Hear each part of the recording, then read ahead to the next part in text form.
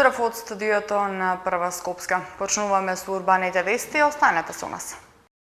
Почнува летниот распуст за учениците. Министерството за образование и наука ги објави цените кои треба да се платат за оштетени учебници. До крајот на годината треба да се постави камен темелник на новиот клинички центар во општина Ѓорче Петров. Скопје доби нов парк Ибни Пајко. Поскапе цената на билетот во Скопската зоолошка. Посетеноста не е намалена. Денеска е последниот ден на училиште за учениците, со што почнува летниот распуст. На полуматурантите им предстои запишување во средно училиште, додека пак матурантите треба да поминат уште 2 тестирања. Со крајот на учебната година учениците ги враќаат и учебниците, а Министерството за образование го објави ценовникот на книги што родителите треба да ги платат доколку нивното дете ги оштетило. За учениците денеска е последниот училишен ден и почнува летниот распуст. Учебната 2018-2019 година ја завршуваат околу 270.000 средношколци и основци, меѓу кои 20.000 првачиња. На полуматурантите им предстои запишување во средните училишта. Првото пријавување во јунскиот уписен рок е на 17 и 18 јуни, а второто на 24 и 25 јуни. Според конкурсот на Министерството за образование, за учебната 2019-2020 година, слободни се вкупно 35.690 ученички места. Матурантите пак треба да поминат уште 2 тестирања од државната матура овој месец пред да се запишат на факултет во август. Во вторник е полагањето на третиот екстерен испит – бизнис, историја, биологија, филозофија, хемија, физика, естетика или социологија, а на 13 јуни е тестот по математика. Од септември се очекува и новиот закон за основно образование кој во нацрт верзија ДНОВВ е поставен на електронскиот регистар на прописи за доставување сугестии и забелешки.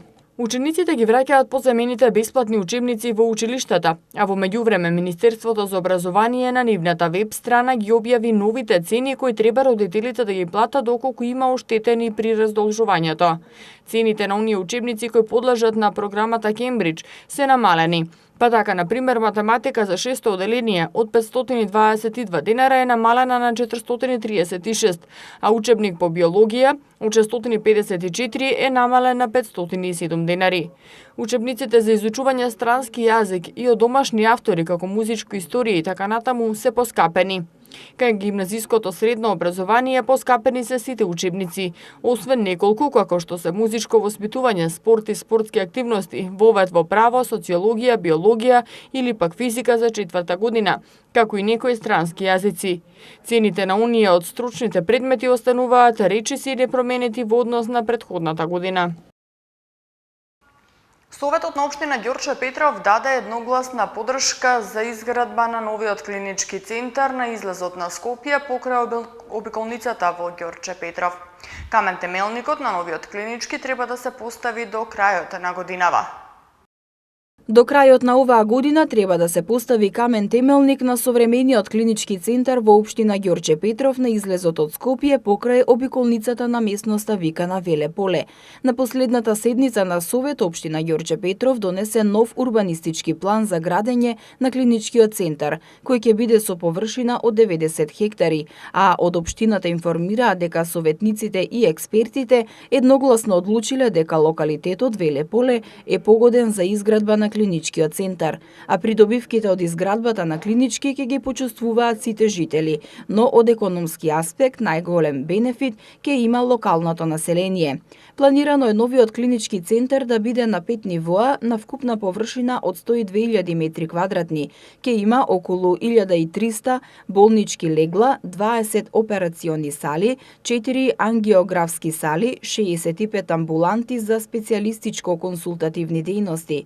Поволната местоположба до обиколницата би нудела брза и едноставна конекција до соседните земји, а тоа би допринело и до развој на медицински туризам. Локацијата се наоѓа во западниот дел на градот, близу Вардар и Лепенец, во еколошки чиста средина, а клиничкиот центар се очекува да биде завршен за околу 5 години. Скопје доби нов парк во центарот на градот на левата страна на Вардар во срцето на некогашното Паеко Мало, веднаш зад Националната филхармонија. Паркот го носи името Ибни Пајко и се протага на површина од 11.000 метри квадратни. На левата страна на Вардар во срцето на некогашното Паеко Мало, веднаш зад Националната филхармонија, на површина од околу 11.000 метри квадратни, денеска е отворен новиот градски парк Ибни Пајко. Градоначалникот на град Скопје Петер Шелегов рече дека за овој парк не се потрошени пари, туку се одвоени од редовните програми и донации од општествено одговорни компании. Од денеска нашиот град е побогат за еден нов парк во површина од 11.000 метри квадратни. Ова место во срцето на уметноста во нашиот град, од еден див, неуреден паркинг прерасна во едно прекрасно место во кое што ќе може скопјани да ги поминуваат слободните моменти, слободните сати. Станува збор за еден многу функционален простор во кој што, како што реков и овдека, особено и учениците и вработените во културните институции, учениците во средните музички училишта ќе може да поменуваат дел од своето слободно време. Она што мене особено ме прави горд е што во овој парк е подигнат исклучиво од функционалните системи на градските предпријатија, што би се рекло за јавни набавки не е потрошен ниту еден денар и имавме една прекрасна соработка со општина Центар, која што исто така донираше дел од урбаната опрема во овој парк. Во паркот се зачувани постоечките 12 дрвја и се засадени нови 85 садници во дрвореди. Изградени се и пешачки патеки, сервисна улица збогатена со улична уметност, а поставена и функционална урбана опрема. Пристапите кон паркот се обезбедени со рампи за велосипеди или колички на сите негови влезови, а паркинзите за велосипеди и сервисната станица се поставени на осветлено место под видеонадзор за подобра заштита. На патеката по должината на булеварот Гоце Делчев е засадена жива ограда за да го штити паркот од прашина и од бучава на возилата. А во паркот засадени се вкупно 7500 метри квадратни трева со прскалки и системи за наводнување кои работат на принципот капка по капка. Цената на билетот за влез во Скопската зоолошка градина од 1 јуни е зголемена и изнесува 80 денари. Од Скопската зоолошка информираат дека поскапувањето на билетот е за да се разубави просторот, особено во делот каде што се сместени животните. А досега поскапувањето не влијае на бројот на посетеноста. Билетот за влез во Скопската зоолошка градина поскапе и наместо 50 денари изнесува 80 денари. Новата цена почна да се наплаќа од 1 јуни, а во овие 10 дена, според информациите од зоолошка, нема разлика во посетеноста, односно не е намален бројот на посетители откако поскапе цената на билетот. Влезот за деца до 3 години и натаму останува бесплатен. Од зоолошка информираат дека кога времето е убаво, просекот на посетители во Скопската зоолошка е околу 20.000 и не очекуваат ова бројка да се намали со поскапувањето на билетот. Напротив, очекуваат зголемување на посетителите поради новите животни кои пристигнале или треба да пристигнат, како шимпанза, фламинга и пингвини. Освен што поскапе билетот за 30 денари, ќе се наплаќа и дополнителен влез во паркот на диносаурусите, како и во мини зоолошка во која ќе има бебиња животни. Влезот во паркот на диносауруси ќе чини 50 денари, а во мини зоолошка посетителите ќе треба да платат уште плюс 20 денари. Овие дополнителни билети ќе бидат за новите содржини кои ќе бидат како посебни делови, а билет ќе се плаќа откако тие ќе бидат комплетно направени. Во динопаркот е предвидено да има 41 диносаурус со природна големина. Сервисни информации, известувања и најави за Скопје. Од ноќеска горивата поевтинуваат до 3 денари. Иновативна веб платформа ќе ги поврзува бизнисите и граѓанските организации за донирање вишок храна. Утре и задутре ќе се прска против комарци. За дел од актуелните случувања, најави, известувања и сервисни информации од Скопје ве информира колешката Андријана.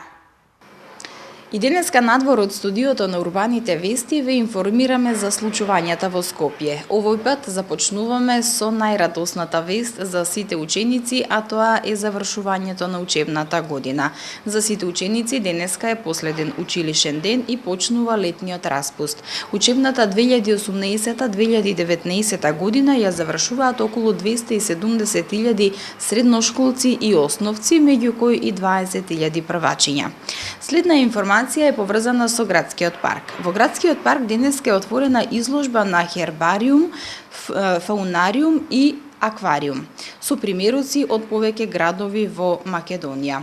Изложбата е во организација на Македонското биолошко друштво и Институтот за комуникацијски студии во рамки на кампањата за подобра животна средина Не игнорирај, реагирај. Целта на настанот е да се покаже како човекот влијае врз биодиверзитетот и да се евидентираат растителните и животинските видови кои се присутни во градската средина, кои видови имаат зголемена или намалена бројност, а кои видови исчезнале со текот на времето. Исто така да се зајакне свеста за значењето на урбаното зеленило со цел да се спречи бетонска инвазија и намалување на зелените површини во градовите, а особено во Скопје. Од Институтот за биологија при Природно-математичкиот факултет велат дека биодиверзитетот на глобално ниво е сериозно загрозен. Меѓутоа, урбаниот биодиверзитет е диверзитет на кој му се придава мошне мало внимание, а е исклучително значаен за функционирањето на целиот урбан екосистем. Следната информација е поврзана со филателија на Македонската пошта и филателистите низ светот од денеска се побогати за уште една ретка поштенска марка. Станува збор за поштенската марка деца со ретки болести, Алпорт синдром, и е прва во светот издадена за оваа ретка дијагноза. Поштенската марка е со номинална вредност од 18 денари и прво печатење од 6000 примероци. Дизајнот е на Татјана Поцевска, дизајнер за Бирото за филателија. Македонската пошта во соработка со Сдруженијето на граѓани за ретки болести, живот со предизвици, а на иницијатива на мајка на дете со ретки болести, во октомври 2017 година ја издаде првата поштенска марка во светот посветена на децата со ретки болести, која доживеа огромен публицитет на глобално ниво преку ширење на информацијата од страна на здруженија и организации за ретки болести низ светот. Следната информација е поврзана со Ева на Македонија, односно со општините каде што утре ќе немаат електрична енергија. Од 8 часот и 30 минути до 16 часот и 30 минути утре без струја ќе бидат дел од корисниците од селата Добридол, Ракотинци, дел од Горно Соње, војните објекти над општина Сопиште, населба Коштан и другите во околината. Во периодот од 9 до 12 часот, утре без електрична енергија ќе бидат дел од корисниците од улицата Александар Турунџев, а од 8 часот до 15 часот и 30 минути дел од корисниците од населбата Визбегово, Њустар, кампот за азиланти, Скедер, Пумпа Визбегово, Ефестрейт во општина Бутел. Како што соопшти регионалниот центар за управување со кризи на град Скопје, прекините се поради планирани технички зафати во дистрибутивната електромрежа во главниот град. И следната информација е поврзана со временската состојба. Топло и спарно време со температури до 39 степени ќе се задржи во земјава до крајот на неделава. Најтопло ќе биде од четврток до недела. Најниските утрински температури пак ќе бидат околу 12 степени. До средината на неделата претежно во попладневните часови понекаде ќе има појава на изолирана нестабилна облачност со пороен дожд, грмежи и услови за појава на град, соопштуваат од Управата за хидрометеоролошки работи. До 3 денари од ноќеска на полнок се намалува цената на горивата. Цената на бензините од ноќеска се намалува по 3 денари за литар, а цената на дизел горивото за 2,5 денари за литар. Од ноќеска на полнок за 3 денари се намалува цената на бензините, а дизелот и екстра лесното масло за домаќинство за 2,5 денари, одлучи денеска регулаторната комисија за енергетика. Согласно ова одлука, новата цена на Евросупер 95 ќе изнесува 66,5 денари за литар, а Евросупер 98 ќе се продава по цена од 69 денари за литар. Малопродажната цена на дизелот ќе биде 60 денари за литар, додека на екстра лесно масло за домаќинство ќе изнесува 49,5 денари за литар. Цената на мазотот се намалува за 1,267 денари за килограм, така што новата малопродажна цена ќе изнесува 33,851 денар за килограм. Со оваа најнова одлука се врши намалување на малопродажните цени на нафтените деривати во просек за 4,18%. На 19 јуни ќе се одржи конференција за донирање вишок храна. Иновативниот модел на Сите Сити, освен достава на храна, предвидува и кампања за подигнување на свеста на компаниите и граѓаните, изработка на прирачник за безбедна употреба на вишоците на храна и воведување иновативна веб платформа која ќе ги поврзува бизнисите и граѓанските организации. Во Македонија илјадници тони безбедна храна завршува на депониите, додека 450.000 луѓе во нашата земја не можат да си ги дозволат сите оброци во текот на еден ден. Од тука вишокот храна од бизнисите ќе се донира преку граѓански организации на социјално загрозени граѓани. За таа цел на 19 јуни ќе се одржи конференција за донирање вишок храна. Според податоците на Сите Сити, секој четврти граѓанин во Македонија има проблем да ги обезбеди сите оброци во текот на денот, а од друга страна големи количини употреблива храна се фрлаат. Иновативниот модел на Сите Сити, освен достава на храна, предвидува и кампања за подигнување на свеста на компаниите и граѓаните, изработка на прирачник за безбедна употреба на вишоците на храна и воведување на иновативна веб платформа која ќе ги поврзува бизнисите и граѓанските организации. Меѓу другото, вишоците на храна ќе се објавуваат на веб платформата и ќе може навреме да се преземат од граѓанските организации, со планирање на количини, лица и време на подигнување на храната. Македонија е рангирана на 8-то место во светски рамки по количина фрлена храна според бројот на жители. Околу 30% од храната произведена или увезена во Македонија никогаш не се консумира. Проценките се дека фрламе 12.000 тони храна со кои може да се обезбедат по 3 оброка дневно за 26.000 граѓани, а вкупните вишоци надминуваат 100.000 тони. Најголем процент храна што се фрла доаѓа од угостителските објекти и производителите на храна. Утре и задутре на подрачјето на град Скопје ќе почне да се врши авионска и терестрична дезинсекција против возрастни форми на комарци. Од градот апелираат пчеларите да ги преземат сите действија за заштита на пчелите. Градот Скопје ги известува граѓаните дека втората фаза од авионската и од терестричната дезинсекција на подрачјето на Скопје против возрастни форми на комарци ќе почне утре на 11 јуни авионското и на 12 јуни терестричното. Авионската дезинсекција на подрачјето на Скопје ќе се одвива на 11 јуни и на 12 јуни во раните утренски часови. Терестричната дезинсекција на подрачјето на Скопје ќе почне на 12 јуни и ќе заврши најдоцна до 15 јуни, во период од 23 до 4 часот наредниот ден.